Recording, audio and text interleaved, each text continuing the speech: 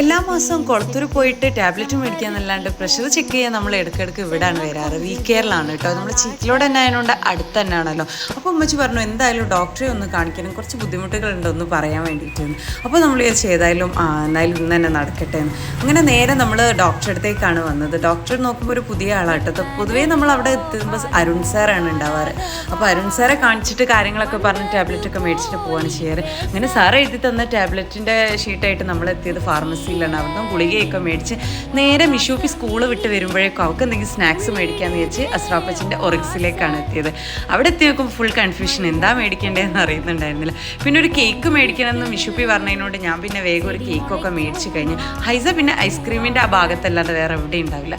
പിന്നെ നേരെ പോയി ഞങ്ങൾക്കും ഉണ്ടാവില്ല ദാഹം എന്നുള്ള രീതിയിൽ ഞങ്ങൾ രണ്ടുപേരും പോയിട്ട് ഓരോ ലൈമും കഴിച്ച് നേരെ തിരിച്ചു പോകാൻ വന്നപ്പോഴാണ് ഹൈസക്കും വേണമെന്ന് പറഞ്ഞത്. അപ്പോൾ പിന്നെ ഐസ്ക്രീമിൻ്റെ കൂടെ കുറച്ച് ലൈമുമായി സെറ്റാക്കി.